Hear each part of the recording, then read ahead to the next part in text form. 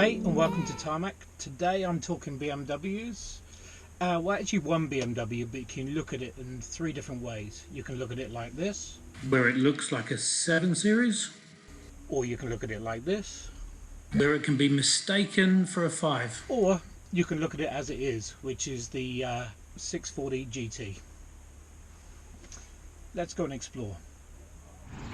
There's no mistaking she's a big girl. The 6 Series GT is lower and wider than the 5 GT it replaces, but it's still over 5 meters long. This is the 640 xDrive with a 6-cylinder lump, 450 newton meters of torque. It's got the xDrive, it's got 5.3 seconds 0 to 100. It's got 3D tail lights, 20-inch alloys and a retractable spoiler. Well, up front it's got the LED adaptive headlights and, to be honest, a really good stately look about the nose. There is so much legroom. Look at that. There's also this to help the passengers in the rear recline. How thoughtful.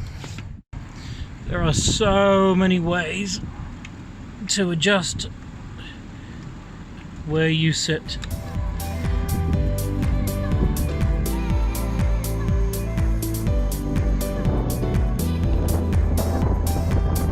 So having part of the 7 Series in it means you can do this or that.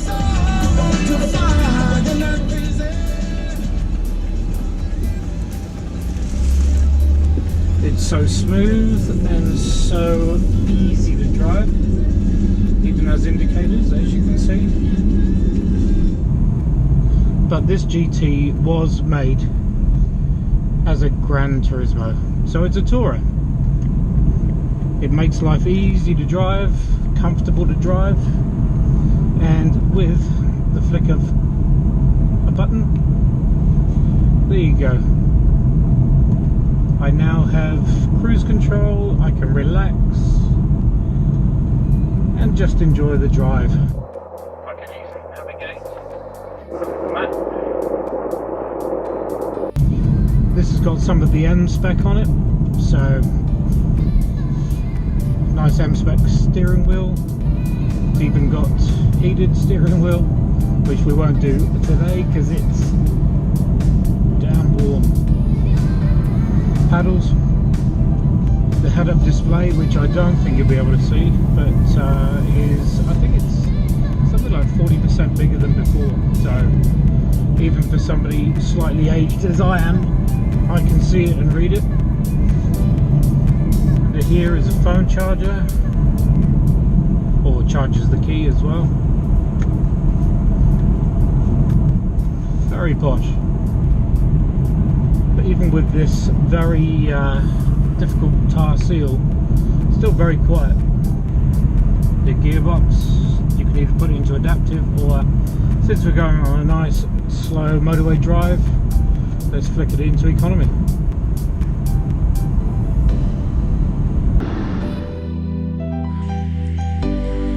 She may have been built for the open roads and the long drives, but to be honest, she's not a slouch when it comes to the back roads either. I admit it's not a sports car, but the driver's seat is still a great place to be. Or you can relax in the back and recline. Your choice.